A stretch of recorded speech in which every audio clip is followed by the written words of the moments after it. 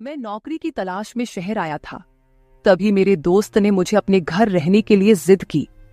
उसने अपनी माँ की देखभाल करने को कहा और खुद आगे की पढ़ाई के लिए विदेश चला गया। जैसे ही वह बाहर विदेश गया, उसकी माँ का मेरे प्रति व्यवहार बदलने लगा। वह अक्सर मुझे अपने कमरे में बुलाती थी। एक बार तो उसने झूठा बहाना बनाकर कहा कि उसे बहुत ज्यादा डर लग रहा है और मुझे अपने कमरे में बुलाया। उस रात जब मैं उसके पास सो रहा था तो आंटी अचानक मेरे सर के ऊपर हाथ फेरकर एक अलग ही अंदाज में बोली, मोहन, मुझे पता नहीं था कि तुम्हारी उम्र के लड़के इतने बड़े और समझदार होते हैं। इतना कहते ही आंटी ने हाथ में, हेलो दोस्तों, आज की इस अनोखी कहानी में आप सभी का स्वागत है। मेरा नाम मोहन है। अभी अभी ही मैं नौकरी के लिए शहर आया था। मेरे शहर आने की खबर मैंने अपने दोस्त विकास को दी थी। विकास मेरा सोशल मीडिया पर दोस्त था। हमारी दोस्ती डिजिटल थी लेकिन बहुत गहरी थी। जैसे ही मैं शहर पहुंचा, विकास मुझे स्टेशन से लेने आया और वहां से सीधा अपने घर ले गया। विकास के घर पहुंचते ही मेरी नजर एक खूबसूरत महिला पर पड़ी और मैंने उसे विकास की बहन समझ लिया। तभी विकास ने मेरी गलतफहमी दूर करते हुए कहा, मोहन, अरे ये मेरी बहन नहीं है, ये तो मेरी माँ है। आंटी इतनी सुंदर और जवान दिखती थी कि मैंने उसे उसकी बहन समझ लिया था। आंटी किसी जवान लड़की जैसी लग रही थी। मैंने उसे पहले कभी नहीं देखा था, इसलिए मेरा भ्रम होना स्वाभाविक था। उस दिन विकास से मिलकर मुझे बहुत खुशी हुई थी। दोपहर के खाने के बाद मैं वहां से निकलने लगा क्योंकि मुझे अपने लिए रहने की व्यवस्था देखनी थी। मैंने कहा कि मुझे काम है और वहां से निकलने लगा। तभी विकास ने मुझे रोका। उसने कहा, मोहन, तुम हॉस्टल वगैरह क्यों ढूंढ रहे हो? जब तुम्हारा अपना घर है तो तुम्हारा हॉस्टल में रहना सही है। तभी मैंने कहा, अपना घर? इस पर विकास बोला, मेरे दोस्त, इतनी जल्दी तुमने मुझे पराया कर दिया? अरे मैं शहरी हो सकता हूं लेकिन मुझे भी दोस्ती निभानी आती है। देखो, इस घर में मैं और मेरी माँ ही रहते हैं। यहाँ तुम आराम से एडजस्ट हो सकते हो। वैसे भी अब मैं अपने आगे की पढ़ाई के लिए कुछ सालों के लिए विदेश जा रहा हूँ, तो माँ की देखभाल के लिए उसे किसी की जरूरत होगी। मेरे विदेश जाने के बाद तुम भी मेरी तरह मेरी माँ की देखभाल करना। विकास की बात सुनकर मैं भावुक हो गया था क्योंकि उसने मुझे पराया नहीं समझा बल्कि अपनी तरह माना था। विकास की बात का समर्थन करते हुए उसकी माँ भी बोली, हाँ मोहन, विकास बिल्कुल सही कह रहा है। अगर मेरा विकास बेटा विदेश चला गया तो दूसरा बेटा मेरे पास नहीं रह सकता क्या? भगवान ने तुम्हें सही समय पर यहाँ भेजा है। इसका मतलब है कि भगवान की यही इच्छा थी कि तुम यहाँ मेरे साथ रहो। उनका आग्रह इतना बढ़ गया कि मैं उन्हें मना नहीं कर सका। 2 दिन बाद विकास विदेश जाने वाला था। उसके जाने के बाद मैं घर में आंटी के साथ अकेला रह गया। अपने घर की परिस्थिति को ध्यान में रखते हुए मैंने तुरंत नौकरी ढूंढ ली थी। 22 साल की उम्र में आगे की पढ़ाई करने का विचार मैंने छोड़ दिया था और पैसे कमाने के लिए नौकरी ज्वाइन कर ली थी। मेरे पास इतना पैसा नहीं था कि मैं आगे की पढ़ाई कर सकूं, इसलिए मैंने नौकरी करने का निर्णय लिया। शहर में मुझे एक ठीक ठाक नौकरी मिल गई थी।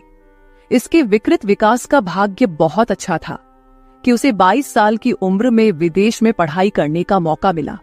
खैर, किस्मत किसकी कैसी होती है, यह कहकर मैंने अपनी किस्मत को दोष देना बंद कर दिया।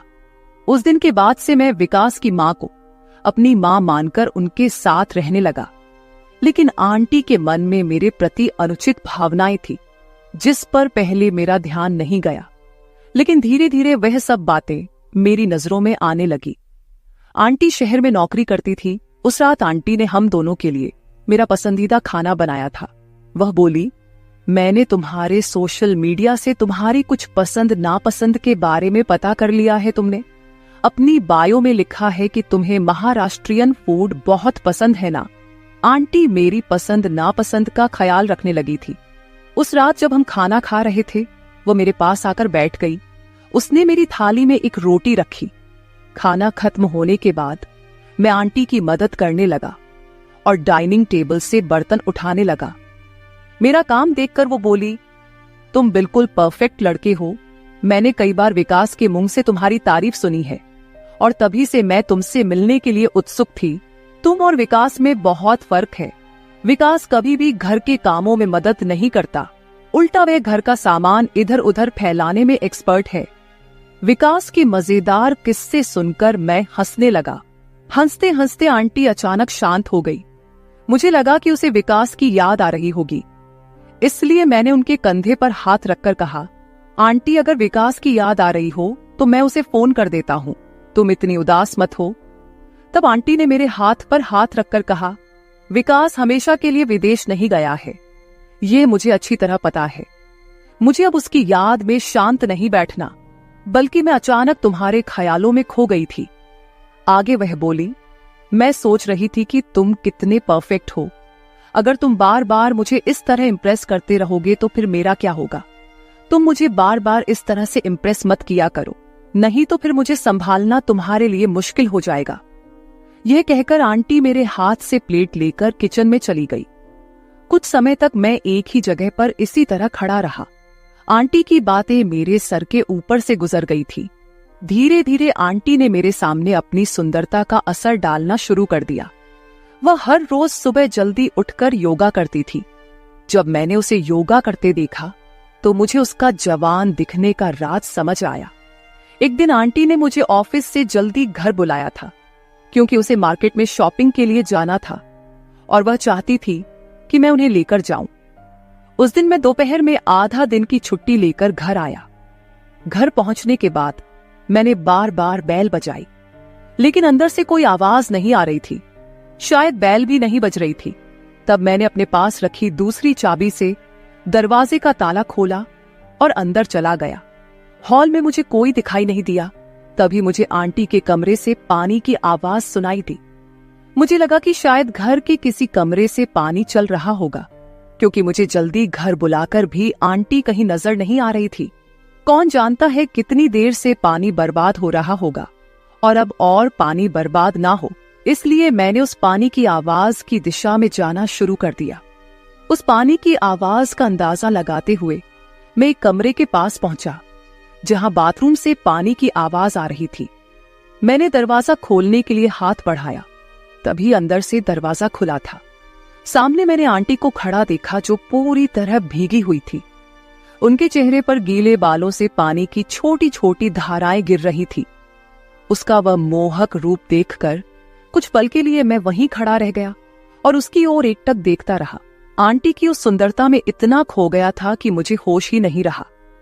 जब मुझे दरवाजा बंद होने की आवाज सुनाई दी, तब मैं होश में आया।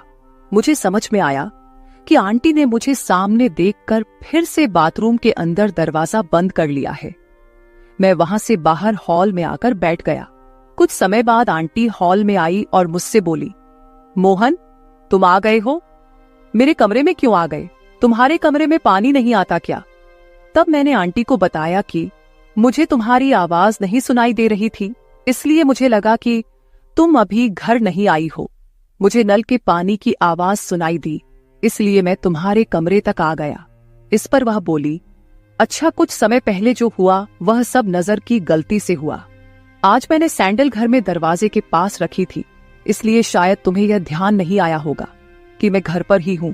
जाओ, तुम भी फ्रेश हो जाओ, मैं तैयार होकर आती हूं। ऐसा कहकर आंटी अपने कमरे में चली गई और मैं भी फ्रेश होने के लिए अपने कमरे में आ गया। कुछ समय बाद हम दोनों अपने अपने कमरों से तैयार होकर मार्केट जाने के लिए बाहर आए। आंटी बहुत साधारण कपड़ों में तैयार हुई थी, लेकिन फिर भी वह बहुत सुंदर लग रही थी।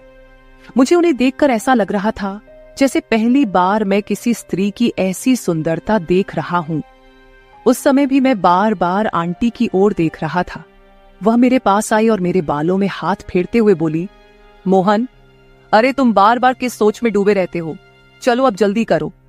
आंटी की बात सुनकर मैंने खुद को फिर से होश में लाया और उनके साथ मार्केट के लिए निकल पड़ा।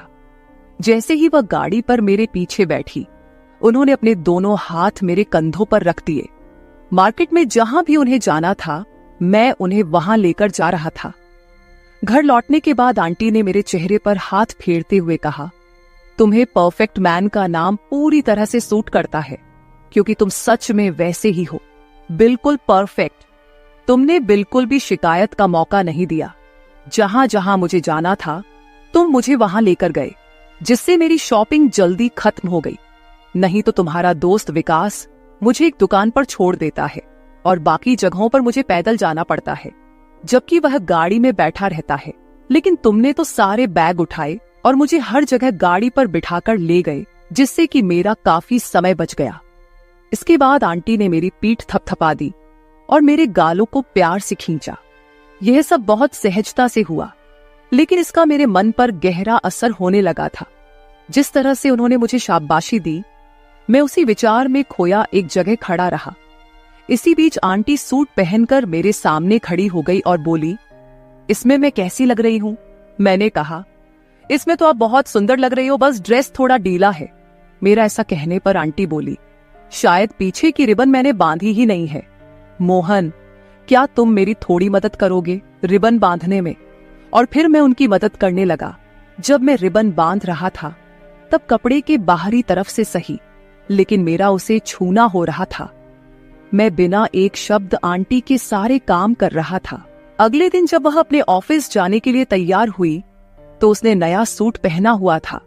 जब वह अच्छे से तैयार होकर आई तो उनकी सुंदरता और भी ज्यादा निखर कर आ गई थी।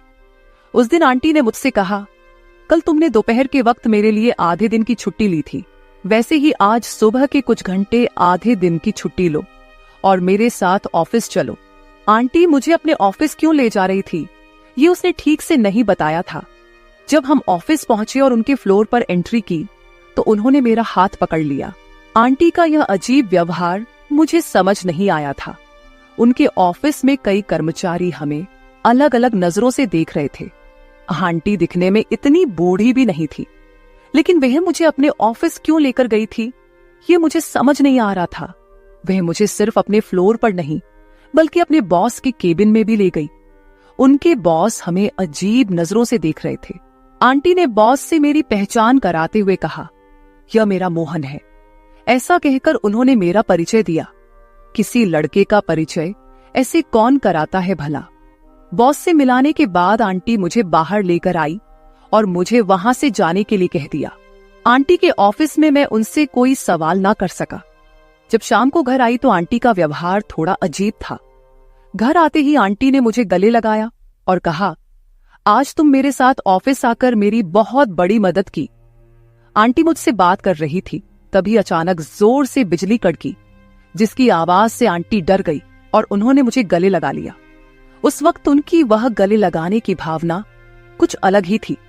जब बिजली की आवाज बंद हुई तो आंटी मुझसे दूर हो गई, लेकिन जाते जाते मेरे चेहरे पर हाथ फेरते हुए बोली, अच्छा हुआ तुम जल्दी घर आ गए। देखो ना, तुम्हारे आने के कुछ देर बाद ही इतनी जोर से बारिश शुरू हो गई। आंटी मेरी ज्यादा ही चिंता करने लगी थी और उसकी यह चिंता मुझे अच्छी लगने लगी थी, लेकिन साथ ही मुझे उन पर कुछ शक भी हो रहा था। उस वक्त आंटी दरवाजे पर खड़े होकर उत्सुकता से बारिश देख रही थी, लेकिन बाहर जाने से डर रही थी। उनके चेहरे से मुझे साफ दिखाई दे रहा था कि वह बारिश में भीगना चाहती थी। तभी मैंने उनका हाथ पकड़ा और उन्हें बाहर कंपाउंड में ले गया। आंटी बारिश में भीगने से डर रही थी, लेकिन मैंने उनका हाथ पकड़कर उन्हें बारिश का मजा लेने को कहा। बारिश का आनंद लेते हुए उनके चेहरे पर जो खुशी थी, उसे देखकर मैं भी बहुत खुश हो रहा था। आंटी के बारे में मेरे मन में क्या भावनाएं आ रही थी, ये मुझे भी समझ नहीं आ रहा था। आंटी मानो किसी बॉलीवुड फिल्म की तरह बारिश में भीगने लगी। वह बारिश में मस्ती करते हुए बार बार मेरे इर्द गिर्द घूम रही थी और मेरा हाथ पकड़कर डांस करने की कोशिश कर रही थी। तब आंटी ने मुझसे कहा, मोहन, तुम सच में बहुत अलग हो। आज तुम्हारे साथ पानी में भीगते हुए मुझे ऐसा लग रहा है जैसे मैं किसी फिल्म की हीरोइन हूं और तुम मेरे हीरो हो। आंटी ने यह सब बातें बड़ी सहजता से कह दी, लेकिन मेरे मन पर इसका असर कुछ अलग ही तरह होने लगा था। घर में घुसते ही आंटी मेरे लिए तौलिया लेकर आई और अपने हाथों से मेरे बाल पोंछने लगी। तभी हमारी नजरें मिली और आंटी मुझे बड़े ही प्यार से देख रही थी। आंटी ने कहा, मोहन, जिस तरह से तुम मेरे साथ बातें करते हो वह विकास ने कभी नहीं की। वह तो हमेशा अपने पढ़ाई में व्यस्त रहता था। वह बोल ही रही थी, तभी मैंने उनसे पूछा, आंटी, तुमने अपने बॉस से मेरी पहचान मेरा मोहन कहकर क्यों करवाई थी? इसका मतलब क्या है? ये सुनते ही आंटी एकदम से चौंक गई और वहां से चली गई। लेकिन रात को सोने के समय आंटी ने मुझे अपने कमरे में बुलाया। वह बोली, आज मुझे बहुत डर लग रहा है, क्या तुम आज मेरे कमरे में सो सकते हो? मदद के तौर पर मैं आंटी के कमरे में सोने के लिए तैयार हो गया। उस रात आंटी के कमरे में सोते वक्त मुझे बार बार ऐसा लग रहा था जैसे कोई हमारे कमरे की जासूसी कर रहा हो। मेरी नजरें कभी दरवाजे पर तो कभी खिड़की पर जा रही थी। सोने से पहले मैंने आंटी की तरफ देखा तो वह मुझे देख रही थी। आंटी ने कहा, मोहन तुम अभी तक सोए नहीं। मैंने जवाब दिया, मुझे ऐसा लग रहा है कि कोई इस कमरे की जासूसी कर रहा है। इस पर आंटी ने कहा, मुझे भी तब से ऐसा ही लग रहा है, इसलिए मैं भी नहीं सो पाई, शायद यह हमारा भ्रम हो। यह कहकर आंटी ने मुझ पर हाथ रखकर सोने की कोशिश की। कुछ समय बाद ही अचानक कमरे की लाइट जल गई और किसी ने मां की आवाज लगाई। इस आवाज से मेरी और आंटी की नींद खुल गई। उठकर देखा तो विकास सामने खड़ा था। वह हमें देख रहा था और अपनी मां से बोला, मां तुम यह क्या कर रही हो? मोहन मेरा दोस्त है, इस तरह की बातें तुम्हें शोभा नहीं देती। मुझे तो अब तुम्हें मां कहने में भी शर्म आ रही है। मैंने विकास से कहा, विकास तुम बेवजह ऐसा मत सोचो। आंटी को डर लग रहा था, इसलिए उन्होंने मुझे अपने कमरे में सोने के लिए बुलाया था। लेकिन जिस तरह से आंटी ने मुझ पर हाथ रखा था, उसे देखकर किसी को भी गलतफहमी हो सकती थी। विकास अपनी मां पर अनुचित बातें कहने लगा। उसे सुनकर ऐसा लग रहा था कि वह अचानक घर नहीं आया था, बल्कि यह उसका कोई प्लान था। मैंने विकास से कहा, विकास इस छोटी सी बात पर तुम आंटी पर ऐसे आरोप कैसे लगा सकते हो? तुम जरूर किसी और गुस्से का इजहार कर रहे हो। और मुझे यह बताओ, तुम तो विदेश गए थे, फिर अचानक घर कैसे आ गए? इस पर विकास ने कहा, मैं विदेश नहीं जा सका क्योंकि मेरी मां के पास इतने पैसे नहीं थे। मां से पैसे का इंतजाम नहीं हो पाया, इसलिए मैं अपने चाचा से कुछ पैसे लेने गया था। मैंने मां को यह नहीं बताया था कि मैं चाचा के पास गया हूं। उस दिन जब मैं चाचा के पास पैसे लेने गया तो उन्होंने मुझे मां के बारे में कुछ बातें बताई जिन पर मैंने पहले ध्यान नहीं दिया था। मेरे चाचा ने मुझे बताया कि हमने कई बार तुम्हारी मां को किसी गैर मर्द के साथ घूमते फिरते देखा है। मैंने उनकी बातों पर यकीन किया क्योंकि उनके कहने पर शक न करने की कोई वजह नहीं थी। मेरे पिताजी के ना होते हुए भी मां इतनी सजी धजी रहती थी, लेकिन ये किसके लिए, इस पर मैंने कभी ध्यान नहीं दिया था। उस दिन चाचा ने मेरी आंखें खोल दी, तभी मैंने प्लान बनाया कि मैं मां पर नजर रखूंगा। उस दौरान तुम भी शहर आने वाले थे। मेरे प्लान के अनुसार मैंने कहा कि मैं विदेश जा रहा हूं और तुमसे मां के साथ रहने की जिद की। मुझे पता था कि मेरी मां का बुरा असर तुम पर भी पड़ने लगेगा। तुम दोनों के बीच जो चल रहा था वह मुझे समझ आ गया। मोहन, मैं तुमसे इसका दोषी नहीं मानता। असली गलती मेरी मां की है। इसकी नीयत खराब है, तुम तो बस उसकी बातों में आ गए होगे।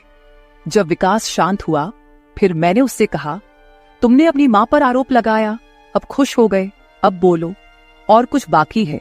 बाकी हो तो वह भी कह लो, क्योंकि आगे तुम्हें बोलने का मौका नहीं मिलेगा। तब मैंने कहा, विकास तुमने हम पर नजर रखी, लेकिन जो तुम्हें देखना चाहिए था वो तुमने देखा ही नहीं। वो मुझे अपने ऑफिस इसलिए ले गई थी क्योंकि उसका नया बॉस उस पर नजर रख रहा था और उसके सामने यह दिखाना था कि वह अकेली नहीं है, उसके साथ उसका जवान बेटा भी है। बॉस को बेटे का डर दिखाने के लिए वह मुझे ऑफिस ले गई थी, और अभी भी जब वह मुझ पर हाथ रखकर सो रही थी तो ऐसा इसलिए क्योंकि वह मेरे और तुम्हारे बीच कोई फर्क नहीं करती। अगर तुम दूसरों की बातें सुनने के बजाय अपनी मां को समझने की कोशिश करते तो तुम्हारे मुंह से मां के बारे में ऐसे अपशब्द नहीं निकलते। कुछ ही दिनों में मुझे यह भी समझ में आ गया कि आंटी घर में रहते हुए भी अकेली थी, जबकि उनका जवान बेटा उनके साथ था। उन्होंने तुम्हारे कारण दूसरी शादी नहीं की, वह तुम्हारे लिए ही जीती रही। लेकिन जब तुम्हारे ऊपर मां की देखभाल की जिम्मेदारी आई तो तुमने मां पर ध्यान देने के बजाय खुद की दुनिया में खो गए और लोगों की बातें सुनकर मां पर अविश्वास जताया। मैं बात कर ही रहा था कि आंटी ने मेरे कंधे पर हाथ रखा और कहा, मोहन तुम्हारे पास जो समझदारी है शायद वह विकास में नहीं है, क्योंकि मैंने इसे कभी किसी चीज के लिए मेहनत करने नहीं दी। मैंने उसे हर चीज समय पर दी, लेकिन आज मेरे बेटे ने मेरे प्यार का बदला मुझ पर अविश्वास करके चुकाया। तुम्हारे चाचा चाची ने तुम्हें मेरे खिलाफ भड़काया ताकि हमारे बीच दूरी पैदा हो सके। चाची से मदद मांगने से पहले मैं तुम्हारे चाचा के पास तुम्हारे पिता की संपत्ति का हिस्सा मांगने गई थी, लेकिन उन्होंने मुझे कुछ भी देने से मना कर दिया। तब मैंने उन्हें धमकी दी थी कि मैं उन्हें अदालत में खींचकर लेकर जाऊंगी। जो तुम्हारे चाचा से तुम्हारे पिता का हक मांगने गई थी, वह सिर्फ तुम्हारे लिए था, क्योंकि मैं तुम्हारी खुशियों को मारना नहीं चाहती थी। मुझे भी तुम्हें बड़े शहर में पढ़ाई के लिए भेजना था, लेकिन मुझे नहीं पता था कि तुम इतनी जल्दी दूसरों की बातों में आ जाओगे।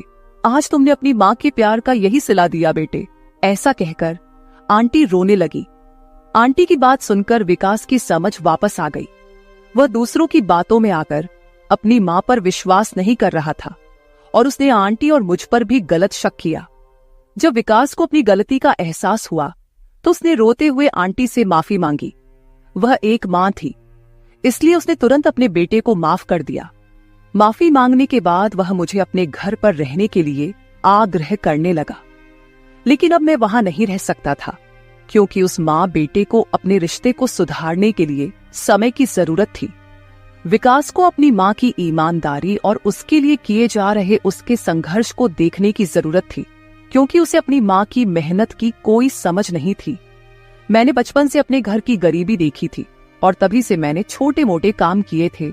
दोस्तों, आजकल माता पिता बच्चों की सभी इच्छाएं तुरंत पूरी कर देते हैं और बच्चे उसकी आदत डाल लेते हैं।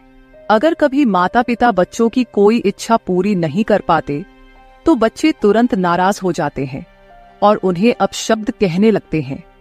इसी तरह की स्थिति से बचने के लिए हर बार बच्चों को सभी इच्छाएं पूरी नहीं करनी चाहिए। कभी कभी उन्हें नहीं शब्द का भी सामना करने देना चाहिए। बच्चों को यह समझना चाहिए कि माता पिता दिन रात उनके लिए कितनी मेहनत करते हैं, तभी उन्हें रिश्ते, प्यार और पैसों की असली कीमत समझ आएगी। तो मेरे प्यारे दोस्तों, ये थी हमारी आज की छोटी सी कहानी। आपकी क्या राय है कमेंट बॉक्स में जरूर बताएं। अगर आप ऐसी ही और भी इंटरेस्टिंग और रोमांटिक कहानियां सुनना चाहते हो तो चैनल को सब्सक्राइब जरूर कर ले और बेल आइकन ऑन कर ले, ताकि आपको मेरी आने वाली नई वीडियो की सूचना तुरंत मिल सके। कल मिलेंगे एक और नई कहानी के साथ। धन्यवाद।